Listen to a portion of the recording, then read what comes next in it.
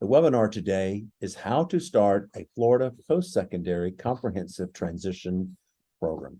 My name is Drew Andrews. I'm the Technical Assistance Coordinator here at the Florida Center for Students with Unique Abilities. Today's webinar is being recorded, and we will share that recording with you in a couple of days, along with an evaluation if you don't have time to complete the evaluation today. Our presenters today are our Executive Director, Dr. Janice Seabrooks Blackmore, and myself. Handouts can be downloaded from the chat window in Zoom. And if you aren't familiar, that's the little speech bubble that's down at the bottom of your Zoom window. If you have any difficulty hearing the presentation, phone numbers that can be used for you to call in and join using your phone will be provided in the chat box also. So at this time, we're going to go ahead and start our webinar. So I'll share my screen here.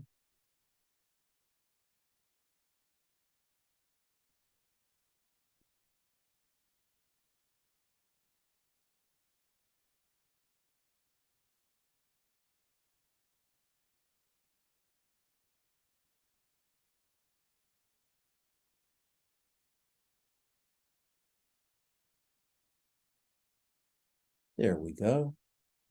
How to start a Florida post-secondary comprehensive transition program. Our learning outcomes for today are the benefits of starting a Florida post-secondary comprehensive transition program, or as you may later hear us call it, an FPCTP. The initial discussions to have at your institution, if you're interested in developing a program, the benefits of our online strategic planning tool, steps to complete the Florida Post-Secondary Comprehensive Transition Program application, and then applying for an initial grant. In 2016, the Florida Post-Secondary Comprehensive Transition Program Act was passed in the state of Florida, which established Florida Post-Secondary Comprehensive Transition Programs as one of its major areas. Another was that it established the center here at the University of Central Florida, the Florida Center for Students with Unique Abilities, to provide support in the development and sustainability of programs, as well as providing technical assistance.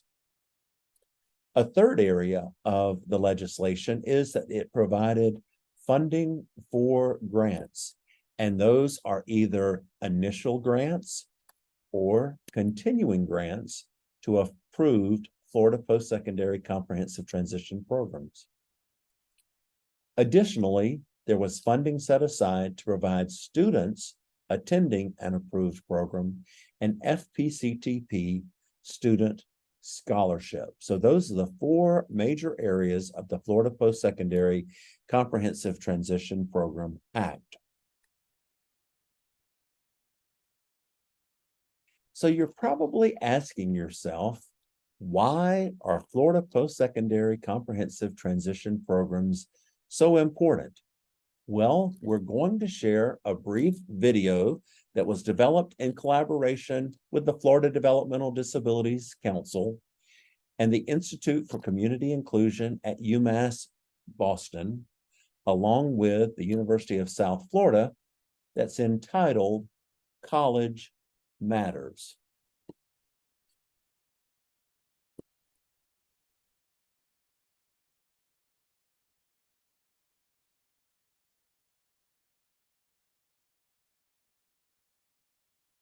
At the core of every college and university mission are the principles of diversity, equity, and inclusion, providing all students, including those with intellectual and developmental disabilities, or IDD, the opportunity to participate in higher education is an authentic and impactful way to exhibit these principles that are so central to our higher education communities.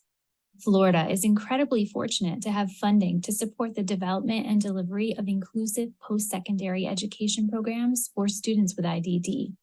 In fact, more and more colleges and universities are taking advantage of the significant funding to establish programs at their institutions.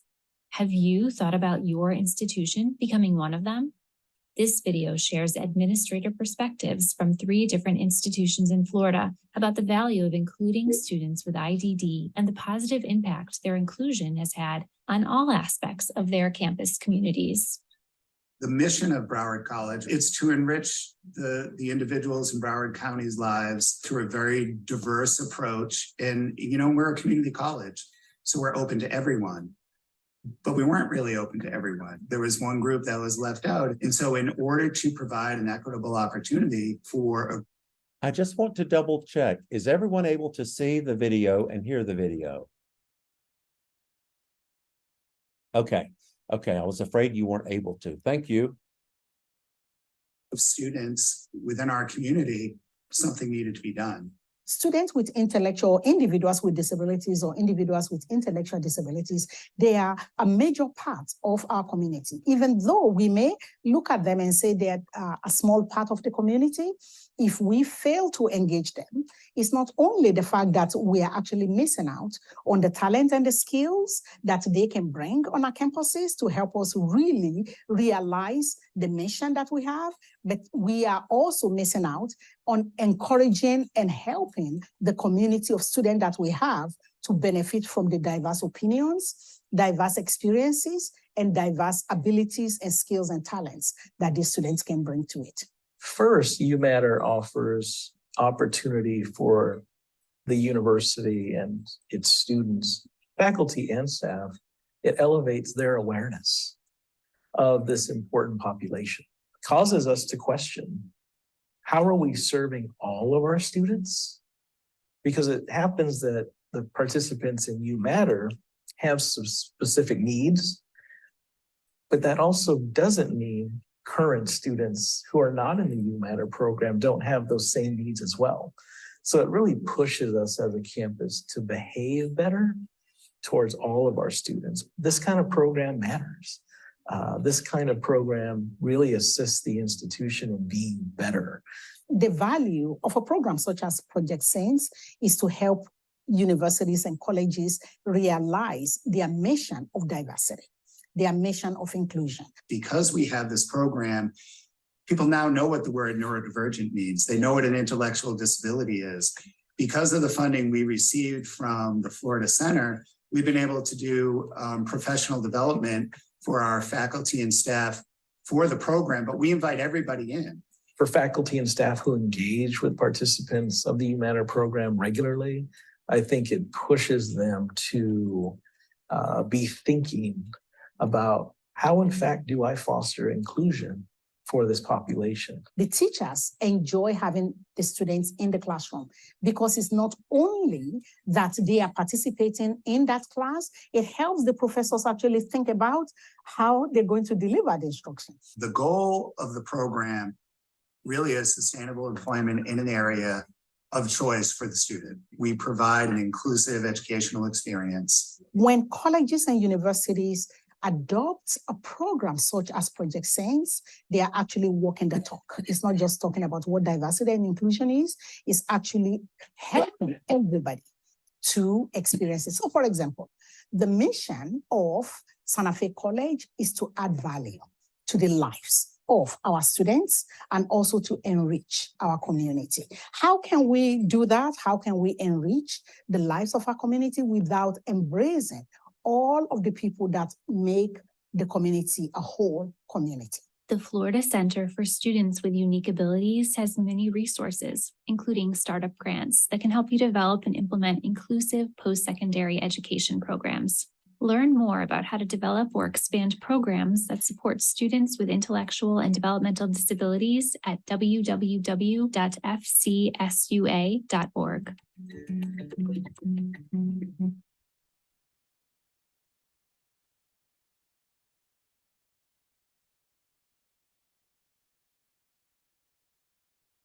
I hope that you enjoyed that. And now you know why Florida post-secondary comprehensive transition programs are so important. The purpose of Florida post-secondary comprehensive transition programs is to increase independent living, post-secondary education, and employment opportunities for students with intellectual disabilities through post-secondary education programs. That verbiage is directly from the Florida Post-Secondary Comprehensive Transition Program Act.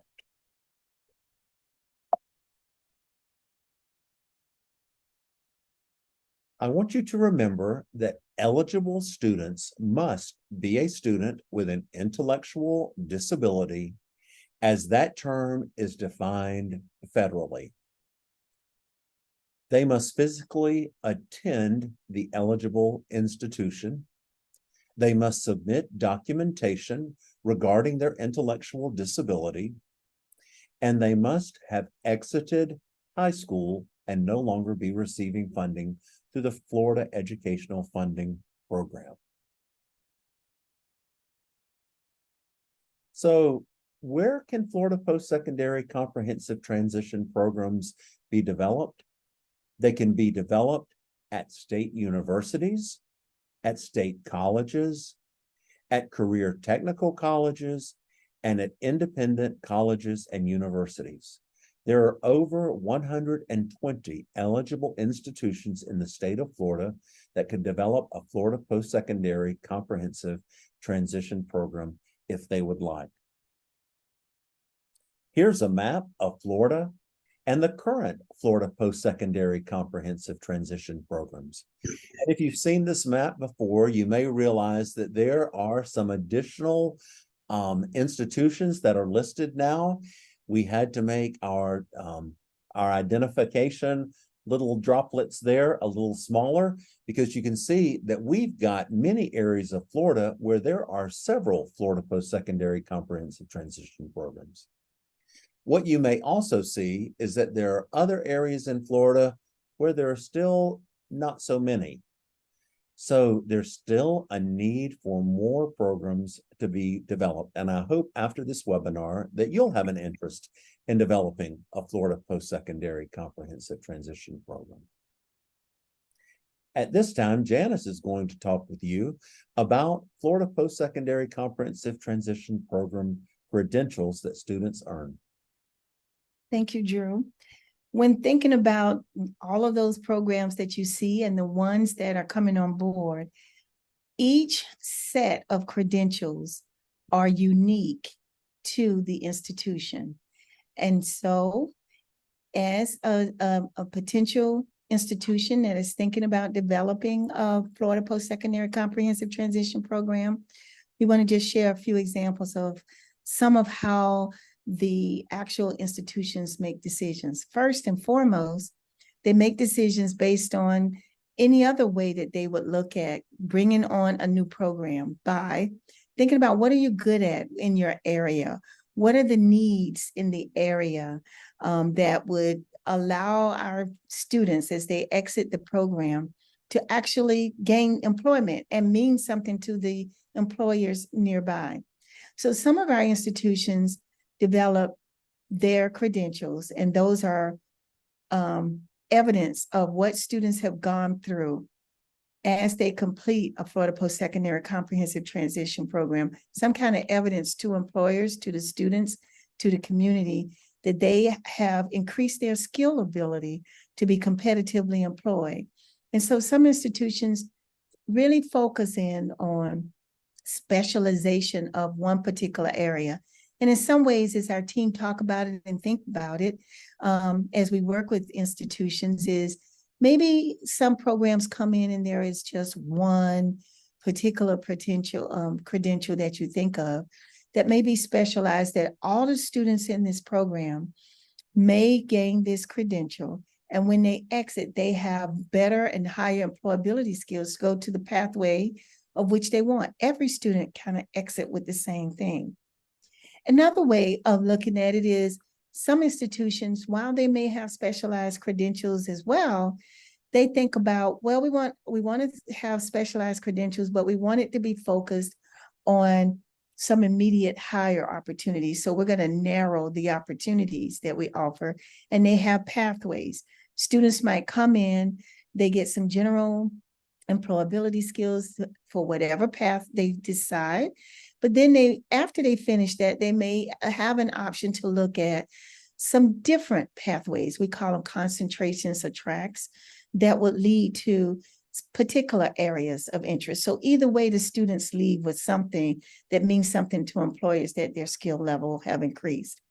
Other ones where programs identify really maybe just one or two areas that they want and no other direction that they want the students to go to. Because again, it's looking at that institution and understanding what's the need in the area.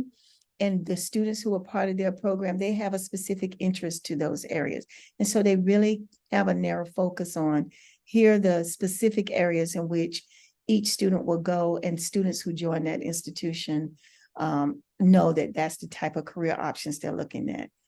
And then you may have programs where students come in and whatever is available for any other student who's entering that institution, all those concentrations and tracks programs are open to those students depending on what their interests are. And so it kind of varies by institution how they want to look at and offer programs to students in order for them to get the career option in which they desire. When we start thinking about this, next slide will show you a few examples of some of the credentials that our institutions might offer. And there may be some that are similar across institutions, but we have it by levels, looking at universities, state colleges, and technical colleges. And again, these are just some examples that we picked out, looking at what UCF may offer. Professional services is one of their pathways that they make available. Looking at Southeastern University, having a post-secondary certificate of professional readies, one of their pathways. Going down to looking at the state colleges, Santa Fe College has horticulture. It may be for students who are interested in that, or agriculture. They also have a specialized pathway as well if students want to go in that direction, depending on their interest. Broward College, just one of their offerings is office support specialist. As we look at our technical colleges, again, you might see that in some of the technical colleges, we have over 370 something credentials from the approved institutions that we have, that some are similar, some are different, but you'll see some of the similarities in our technical colleges. Professional culinary arts and hospitality, you may see in Okaloosa. It's also found in other technical colleges, as well as other universities. McFadder has automotive collision technology technician, just one of a few other pathways in which they may offer. So each institution thinks about what's needed in their area and what can be areas that would guarantee students have a job when they exit the program, or just some examples of the credentials. Next. We talked about eligibility, knowing that there were students had specific requirements in the age group and those with intellectual disabilities. But when we think about our Florida Postsecondary Comprehensive Transition Program from each institution, we also meet requirements. And the requirements align with the Higher Education Opportunity Act, where programs have to think about what is a meaningful credential, like you saw earlier, that students can exit with, something that just says work. I'm ready for work and independence a little more than I would be had I just come out of high school. They have to have a focus on employment. We have a post-secondary education experience, but this experience is backed up by work-related, work-based curriculum that looks at employment on the exit side.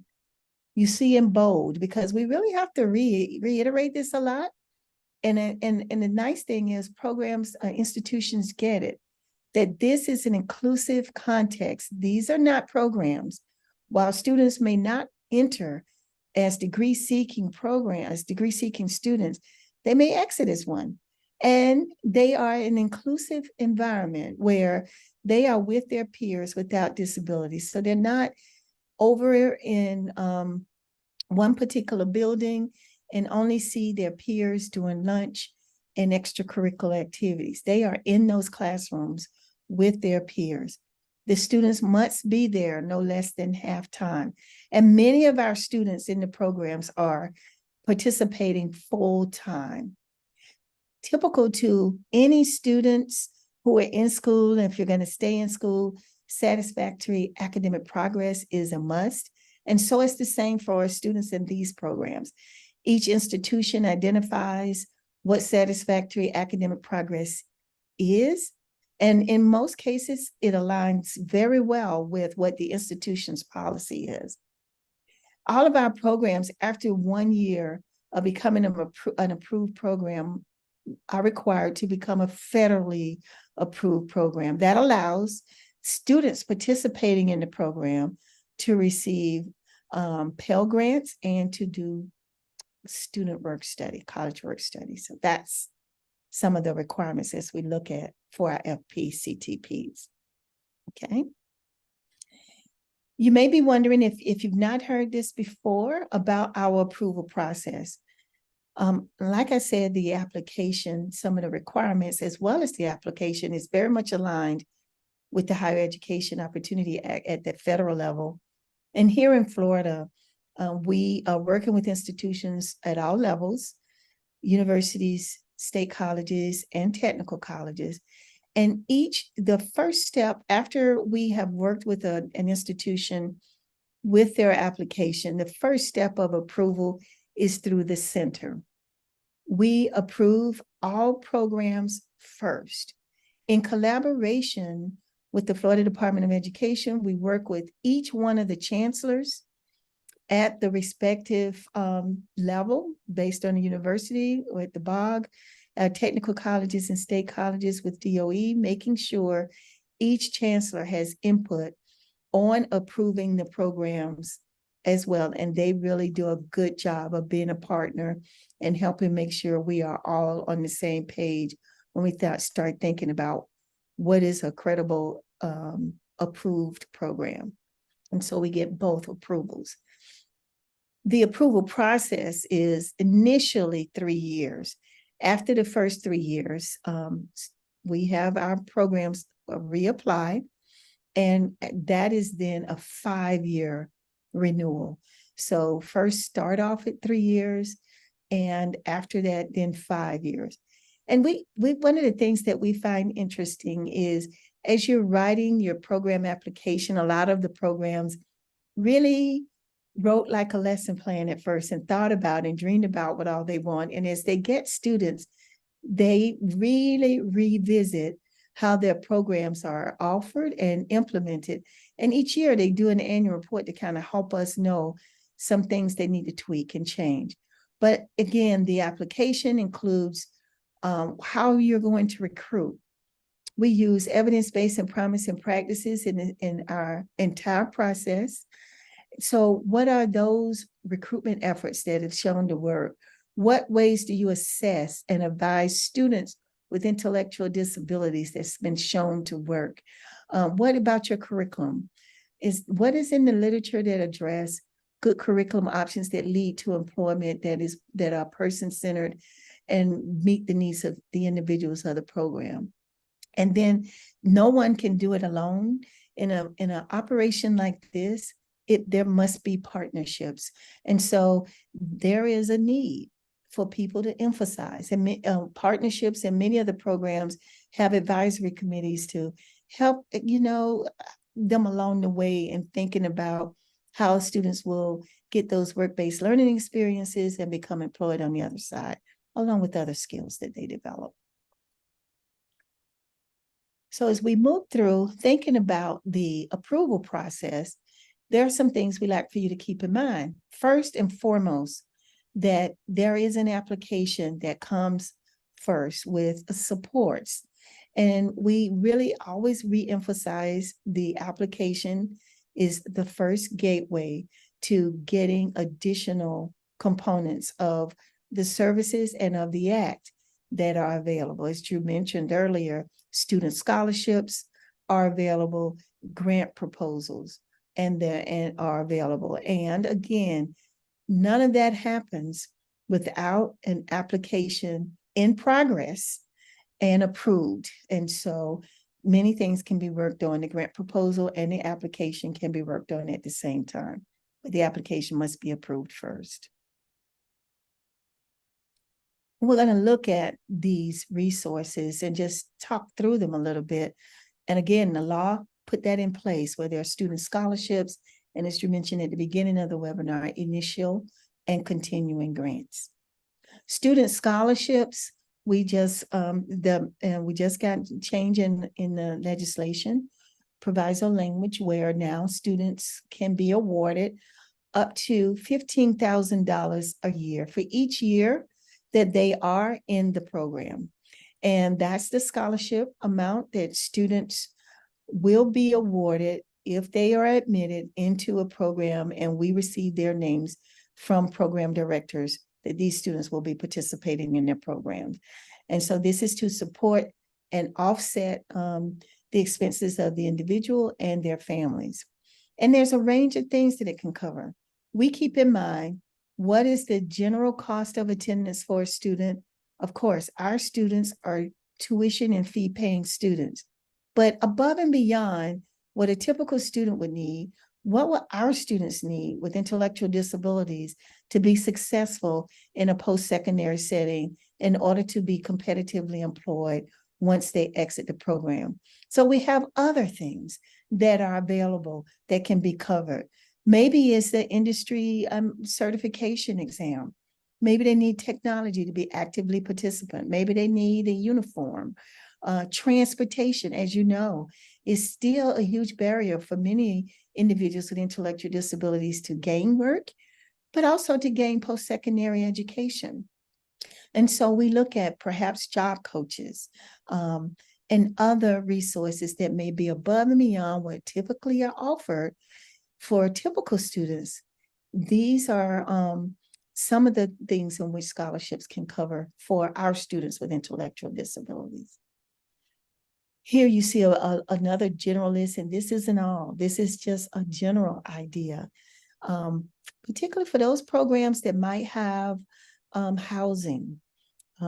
Sometimes we know many institutions have a food plan or a food program, and some have a food plan and may not have a food plan or program and don't have housing, but maybe that's something that could be included in the student scholarship to ensure that they are healthy and ready and actively engaged in participating in the program.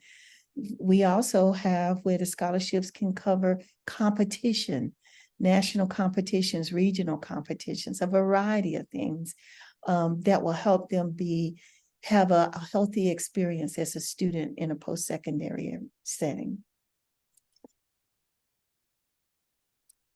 We have grants, initial and continuing. Our grants are up to $500,000 a year for 3 years. Now, something's a little different with the grants than with the applications. Remember, you have to have an approved application first, or be in the process working on an approved application and your grant proposal at the same time. They can happen together. But with the grants, they are always every 3 years. So there's no change in the number of years for submitting a proposal.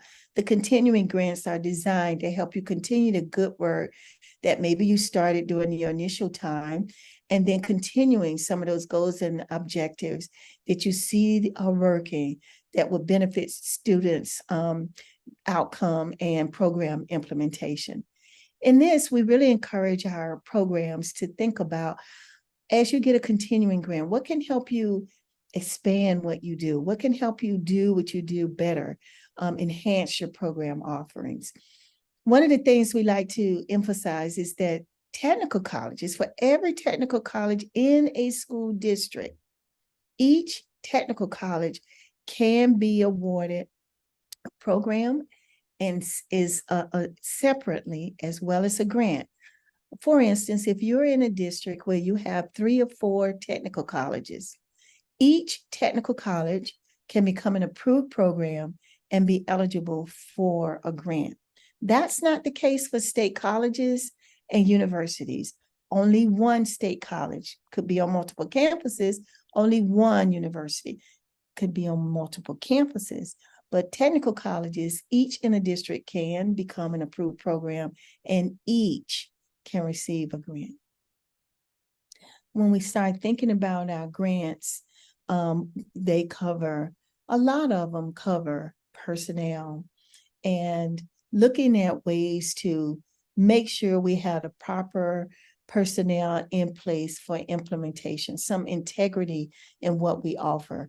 And then that means bringing on different people instead of using the same people who are already employed at the institution, that you can bring on new people. You may have additional needs for consultants to help with marketing, curriculum development, provide some of the services that maybe you weren't able to provide, job coaches, to ensure that those students are employed and getting the employability skills as they come on board in their area of interest.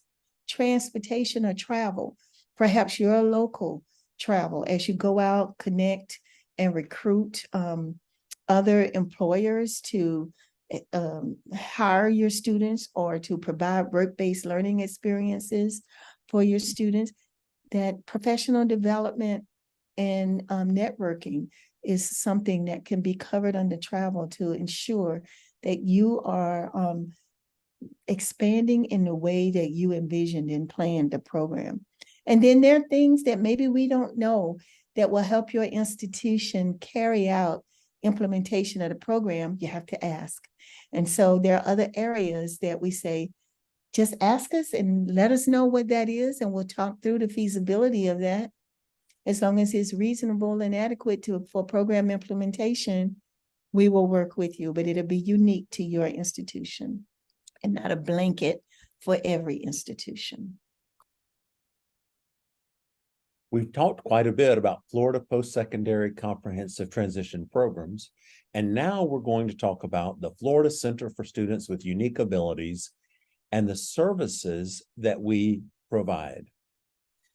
So we provide assistance to institutions of higher education in the program application process, the program grant proposal, also the request for student scholarships.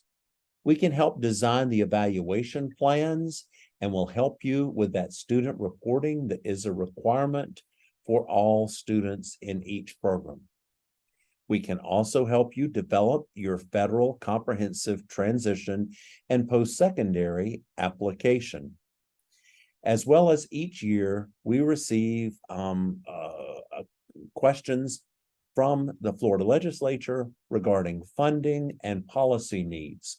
So different issues that have been identified, we've been able to share with them. And because of that, we've been able to see positive changes in Florida post-secondary comprehensive transition programs. So in developing a Florida post-secondary comprehensive transition program, and the title of today's webinar is How to Start a Program, we've broken this down into a step-by-step process just for you to know what's involved. So the first thing is to assemble a team. This is not really something that one person on a campus can do all by themselves. They may start it, but to really move forward, they're going to need a team. That probably should include administration, financial aid, someone that provides instruction. Maybe it's someone in career technical education, maybe disability services, maybe a student, maybe a family member. And then step 2 is to schedule a meeting. So you can reach out to us and we will schedule either an on-site meeting or a virtual meeting with one of our staff to go through the entire process and to provide sort of this webinar and the information that's been provided today to your team and answer questions one-on-one. Step 3 is that once you're ready to begin the planning process, we do ask that you start with strategic planning. We have a strategic planning tool that contains the taxonomy for post-secondary comprehensive transition programs. And it really gives you an overview of everything that you should be thinking about as you're developing a program. We will provide your team with a facilitator that can work with your team to go through this planning process to really help your team become familiar with what's involved in an inclusive post-secondary education program. And then you'll be ready to start your application.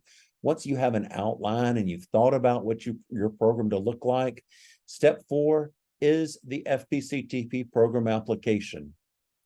Now, this application is submitted to us in a portal that we call the FCSUA community. We're happy to help you with that process of understanding how that information is entered. But we do want to make sure that everyone understands that for this application to be submitted, you're going to have a letter from either your superintendent, if you're a technical college, or from your president, if you're a state college, private college, or university, or a public university, stating their support.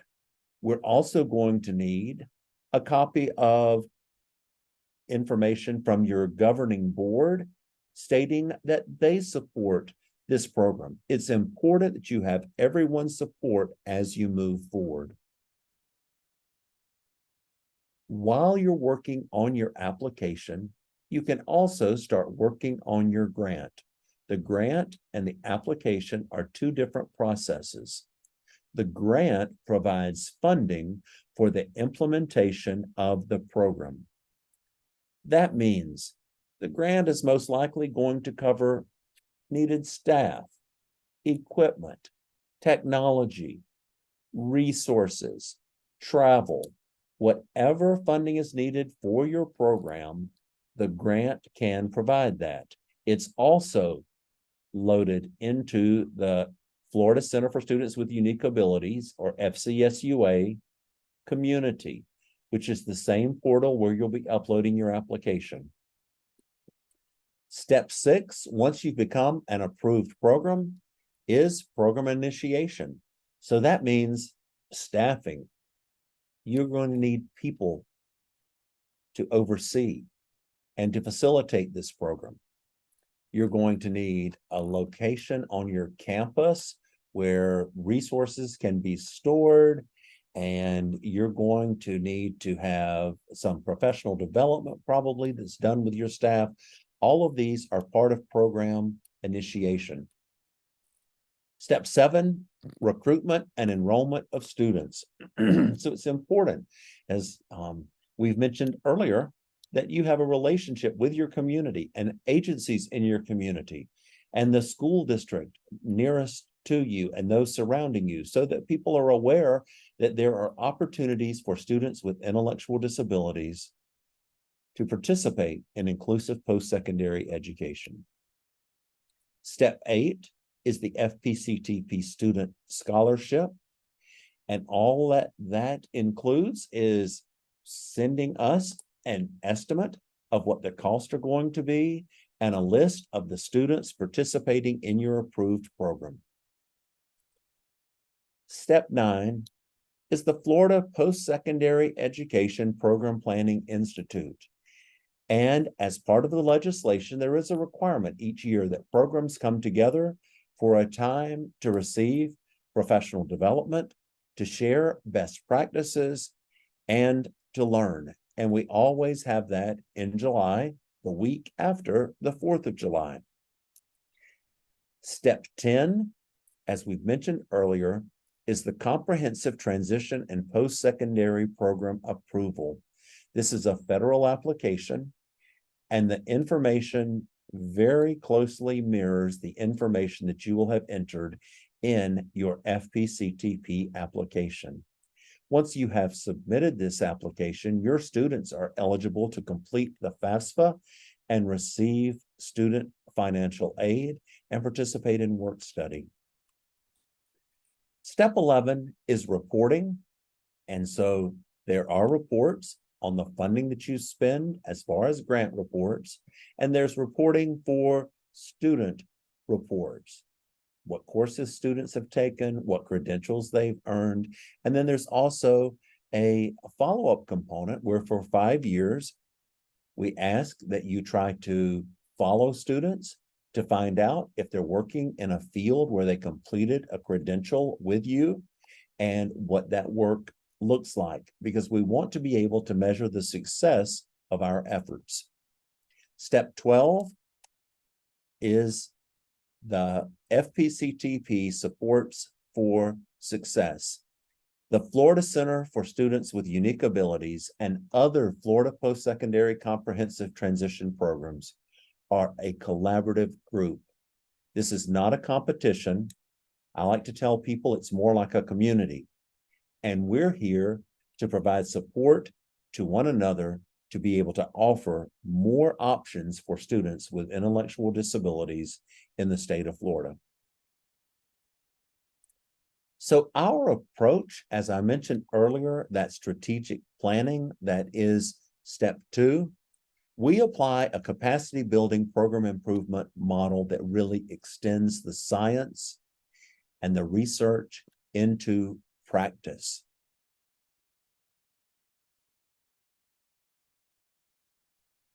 The taxonomy for post-secondary comprehensive transition programs is research-based, based on the work of Dukes et al. And the folks at the University of South Florida and their collaborative universities, as well as Dr. Kohler and other collaborative universities and her research, as well as Dr. Griegel and her research with Bank College. So all of that research was pulled together into what an inclusive post-secondary education program should be and how to strategically plan for the development of a program. So I'll go through quickly here the graphic of the taxonomy for post-secondary comprehensive transition programs, and you see in the center is student focused. We always start with the student. Then you move on to faculty and staff, those that are going to be providing services and education. Then we move to program and institution focused, and then concept and system development, which is really looking at the broad picture of inclusive post-secondary education. And we're going to talk about each of these a little more closely. So student focused, and this probably will not surprise you if you've been working in the disability field and if you're familiar with inclusive post-secondary education, that we focus on person-centered planning, where we're working with the student to make sure that the student's coursework and the credentials that they're working towards align with their interest and their abilities and their skills. We also look at self-determination skills. As I oftentimes say, I don't know anyone that probably couldn't benefit from being more self-determined. I know I certainly could. Paid work experience. Employment is the goal of all of our programs, and so students having paid work experience while in the program is a real benefit and a predictor of student success after the program. Financial aid support, as well as students' rights and responsibility, which are both very important.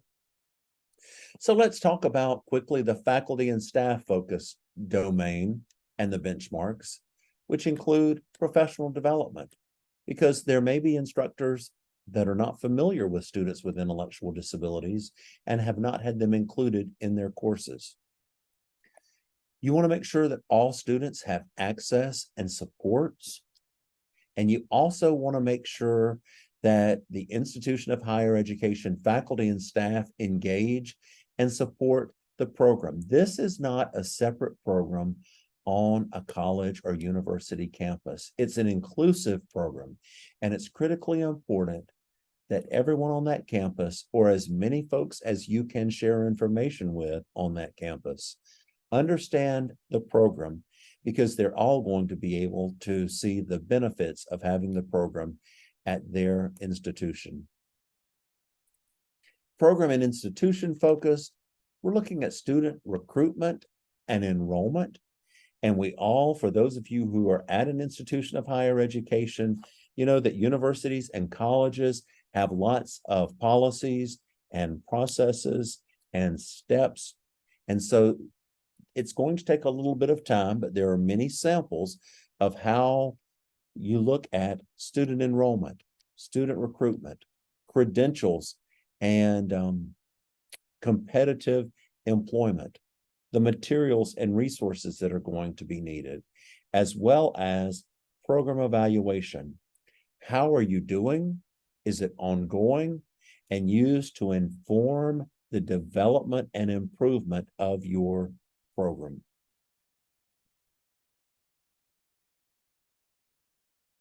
In concept and system development domain and the benchmarks, we're looking at that broader picture. Does your mission align with the institution where you're located? Is there a commitment to diversity of students? Are there accommodations, modifications, and supports provided to students? What about that standards of practice? And as you heard in the video and the dean speaking, saying that what's good for the students in their Florida Postsecondary Comprehensive Transition Program, it's good for all students. Also looking at those evaluation metrics and students completing their program and engagement with the community. All of those help you plan to complete an application that will be a successful Florida Postsecondary Comprehensive Transition Program. You'll also have lots of information on what funding you're going to need, and you'll be able to write a successful Florida Postsecondary Comprehensive Transition Program grant. And you'll have a great program for students who will be receiving scholarships to attend your program, successfully complete the program, and leave with meaningful credentials. So we'd like to take a little bit of time and see what questions that you might have for us. You can unmute yourself by just clicking in your window and unmute yourself, or you can also write in the chat window if you'd like to just write your question in the chat window.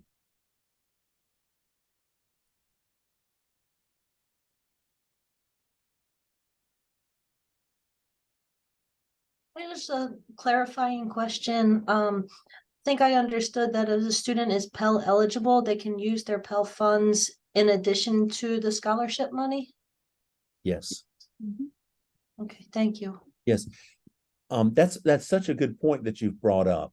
There are several resources available to students because along with that, we partner with agencies like vocational rehabilitation who may also have funding that can support students. So there are several different funding sources to help students with the financial burden of post-secondary education.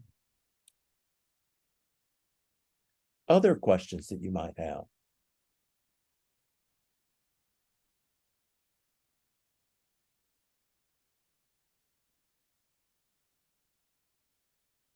I'm looking in the chat window to see if anyone has maybe. I also want to remind you that we have put lots of great links in the chat window. So be sure and look at the chat window. And we're also going to be putting the evaluation in the chat window. And we would ask you to please complete that evaluation, to let us know how we've done today, to let us know how we can do better, and to let us know what you would like to hear about in the future at one of our Florida Post-Secondary Comprehensive Transition Programs. So we'll be, there's the link right there for the evaluation for the webinar. And I also want to share the last slide, which is a listing of all of our social media. And we invite you to follow us on Facebook, Twitter, Instagram, and YouTube.